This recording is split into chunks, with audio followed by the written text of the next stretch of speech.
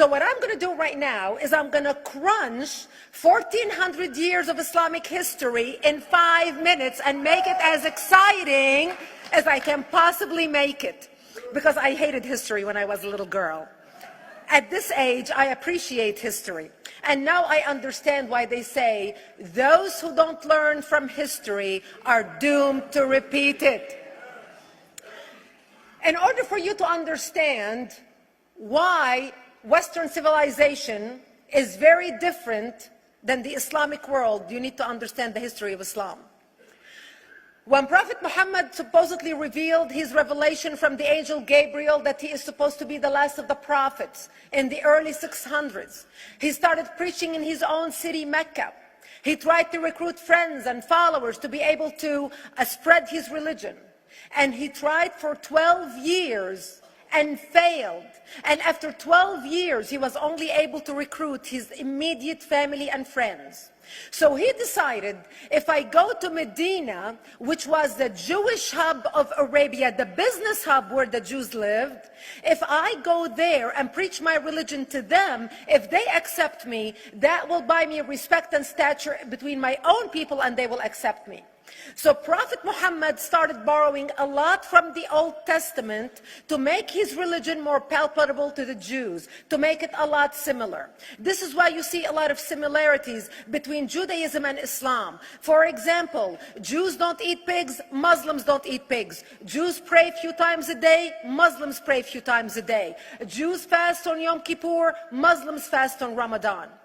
And this is why you started seeing a lot of good writing in the beginning of the Quran when Prophet Muhammad was saying all the good things about the people of the book. He took his message and went to Medina trying to recruit the Jews, talking about the people of the book, talking about how similar the two religions are. When they refused to accept him and follow him as the last of the prophet, that's when he turned against them and started killing them and started expelling them. That's when Islam went from a spiritual movement for the first 12 years of Islam into a political movement cloaked in religion after the year of the Hijrah, after Muhammad went to Medina and the Jews did not accept him.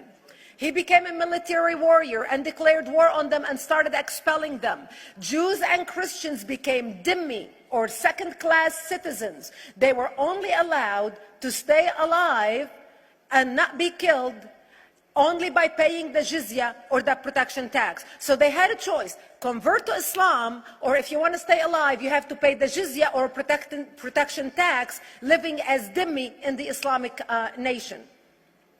Christians and Jews could not ring church bells. Jews could not blow the shofar. Christians could not ring church bells. They could not pray publicly. Christians and Jews could not gather together and build new churches or new temples.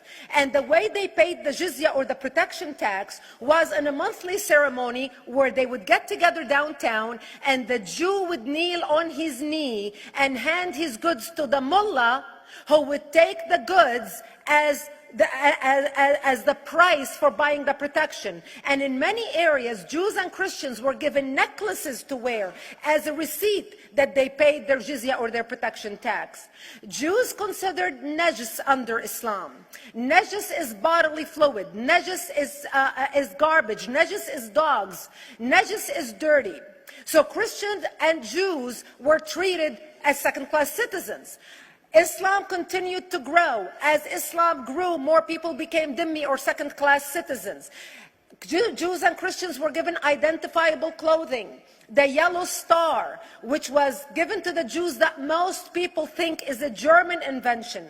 It was actually an Islamic invention in the 9th century in Iraq by the second Khalif al-Mutawakkil of Iraq, who invented the yellow star for the Jews to be identified as they walked down the street. Because Jews were considered najis, if a Muslim man or a Jew walked on the same side of the street, the Jew had to cross the other side so the Muslim man can walk, so he's not dirtied by the filth of the Jew. Christians were given the zunnar, the belt, which most of you men are wearing right now. That was an Islamic invention for the Christians. Islam continued to grow. They went all the way to Jerusalem. They conquered Jerusalem. Christians couldn't ring their church bells in Jerusalem. The Pope in Rome in 1090 told the Christians, how could you sit idly by and allow your brethren to suffer like this in the Holy Land? You need to go liberate the Christians. You need to go help the Christians. That's why the Crusaders were launched. The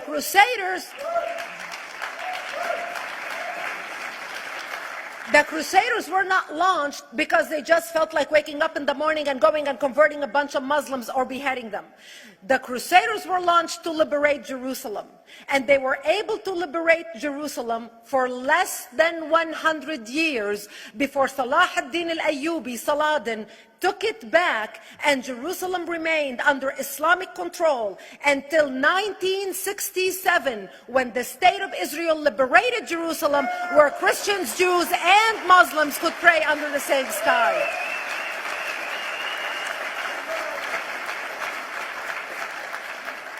The Crusaders continued fighting Islam, and for 300 years they tried and failed. And by the 1300s, the Crusaders disappeared because they could not win against Islam.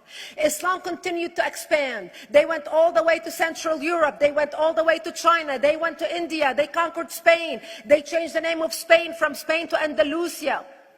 And they started, as they advanced, as they conquered more nations, more people paid the jizya, or the protection tax. And this is how the Islamic Empire grew. It went all the way until they was stopped at the gates of Vienna on 9/11. 9/11 is not a date that Osama bin Laden just picked out of a hat. 9/11 is a symbolic date in the Islamic calendar. By the 1600s, Islam had covered more of the earth's surface than the Roman Empire did at its peak. Between the 1600s and the 1800s, the Europeans were experiencing the European Industrial Revolution, where the Europeans were able to invent products on factory lines, where they are able to make money and sell products, which gave them the money to build a strong army in order to fight the Muslims. And that's how they were able to stop them at the gates of Vienna on 9/11. The Europeans started the pushback against Islam. They pushed them out of Europe. They pushed them out of all the way to the Middle East and North Africa. By 1924, the Islamic Empire ended. In 1924, the Islamic Caliphate ended in Turkey by President Ataturk, who was a secularist. He ended the Islamic Empire, and he gave women rights to vote. He gave women a right to an education, a right to work, a right to choose a husband. He forbid women from wearing the hijab. He forbid men from wearing the beard. The Muslims hate him so much that they consider him a Jewish agent, because they believe that his mother in her bloodline was Jewish, and that was the influence on Ataturk. By the time the Islamic Empire, or the Islamic Caliphate, or the Islamic State ended in 1924, the Islamic Caliphate had existed for 1400 years, and it ended less than 100 years ago. By the time the Islamic Caliphate ended in 1924, 270 million people around the world were killed by Islam. 270 million. And we didn't have weapons of mass destruction, and there was nuclear weapons. All of these people were killed, butchered by the sword. The people in the world, less than 100 years ago, how many people knew this history? Please raise your hand. We in America have failed to educate our children about history. We in America failed to educate our population about history. Our children in high school, you take any 17, 16-year-old kid, 18-year-old kid, and ask them about World War II. They can't even tell you what happened in World War II. For them, it's ancient history, and we still have our World War II veteran walking among us. That's how little we know of history. Islam ended in 1924, the Caliphate. People thought the Caliphate will never be resurrected. The Caliphate will never come back. But two things happened in the Middle East in the last century that made the Islamists be able to resurrect the Caliphate. Number one is the discovery of oil in Saudi Arabia, which we were able to discover and were stupid enough to allow them to nationalize it. And the number two that happened was Ayatollah Khomeini coming to power in 1979. That gave the Islamists the money and also the spiritual covering in order to explode on the world stage. And people say, oh, well, the Wahhabis exported their Wahhabi radical religion. The Wahhabis are the name of Wahhab. They're not a different sect of Islam. They follow the authentic preaching of Prophet Muhammad, the way Prophet Muhammad lived and practiced his religion. This is why neither you or me or any infidel can step a foot in Mecca, because as far as they're concerned, we are filth. And as infidels, we're not allowed to step a foot, not President Obama and not anybody else. As a matter of fact, Al-Qaeda used to use Saudi Arabia and its success as an excuse to recruit members, as the example to show them how Allah has blessed Saudi Arabia because of the way they adhere to the tenets of Islam. And today we talk about ISIS. ISIS is not a new invention. ISIS resurrected the caliphate that ended less than 100 years ago. Except we are too ignorant and too uninformed to understand what ISIS is doing and why ISIS is succeeding.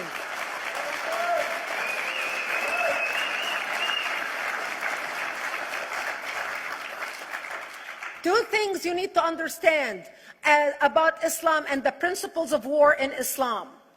One is the law of taqiyya, which means lying and deception. It means that a Muslim man can lay his hand on the Quran and swear that he is telling the truth, knowing that he is lying, but also knowing that the Quran will forgive him because he is advancing the cause of Islam. The second thing you need to know about is that the Treaty of Al-Hudaybiyah, which is an Islamic principle of war and a model on how to deceive your enemy when you have to sign peace treaties with your enemy. And it is based on an example by Prophet Muhammad. Prophet Muhammad was attacking the Meccans and their caravans when he was living in Medina. One day he attacked them because this is how he got the goodies. He would attack them, rob them, and spread the goodies among his men. And this is how he was able to recruit, because this is how people made money without working.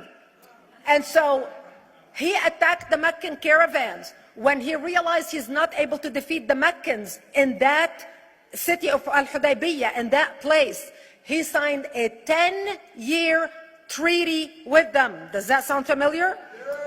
A 10-year treaty with them that says he will not attack them, he will have peace with them, he will not declare war on them. Muhammad used the treaty for 2 years to build his military, strengthen his army, and when he realized he was strong enough to attack his enemies when they least expected it, because they thought they had a peace treaty with Muhammad, he broke the treaty, attacked them 2 years later, and Mecca fell within 24 hours because they were not expecting the attack. And that became a principle of war in Islam. And to give you an example of how that is practiced, this is why anything signed with Iran means nothing to them. And to give you an example of how this law has been put to use in recent history, Yasser Arafat, who's not an Islamist, but he is a Muslim, met with the Israelis and signed the Oslo Accord in 1993. Remember all the handshaking at the lawn of the White House? The Oslo Accord, Yasser Arafat used the peace treaty, the Oslo Accord with Israel, to get Israel to bring him back and give him his territory, finance his military, train his police, and give his police the weapons. Yasser Arafat broke the Oslo Accord 8 years later, didn't even wait 10 years, and declared the second intifada in 2000, and all hell broke loose. He used the same treaty to win and deceive against his enemies and deceive his enemies. When Jordanian press, after Yasser Arafat signed the Oslo Accord with Israel, and Egyptian press would interview Yasser Arafat, and they would say, how could you sign a peace treaty with the devil? How could you sign a peace treaty with the Jews? Yasser Arafat will tell them, remember Hudaybiyah. That's all he would have to say. The whole Muslim world knew exactly what Yasser Arafat was talking about. We in the West and the Jews in Israel, it was over their heads. Nobody understood what Hudaybiyah was referring to. And this is the type of deception that we are dealing with. So when Iran signs a peace treaty with the United States for 10 years, they are using us as useful idiots, as gullible, ignorant people who are signing a peace treaty with the devil in order for Iran to continue her thing. In this deadly game of thrones, there's no place for America or for Israel. We don't have to gamble with our future and with our children's future. Elie Wiesel. And I wish I could promise you, Elie, that the lessons of history have been learned. That is why it is so important to be wise about who we're going to put in the White House next year.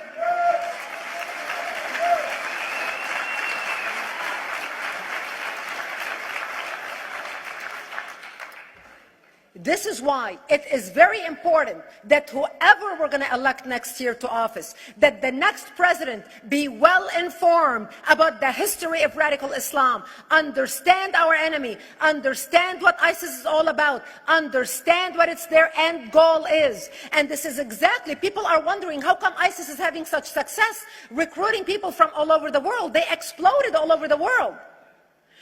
The Pew Research did a poll, and of course the Pew Research is not Brigitte Gabriel, is not Fox News, is not Tony Perkins. The Pew Research did a poll in 2013 when they went around the world and interviewed Muslims from Islamic countries all over the world. And they asked them two questions. Would you like to have Sharia law as the law of your country? And would you like to see the Islamic Caliphate? And remember, this was in 2013, before ISIS. The 5 top countries in the world, in the Islamic world, the 5 top Islamic countries: Indonesia, 204 million Muslims; Indonesia, Afghanistan, Pakistan, Egypt, Nigeria, and Bangladesh. 77% of Muslims interviewed in these Islamic countries, 77% want the establishment of Sharia law and want the establishment of an Islamic state. That means 77% of the world, quote, moderate Muslims agree with the establishment of ISIS and what ISIS is doing. Islam as a religion is a lie wrapped with some facts and truths. I want the truth! You can't handle the truth!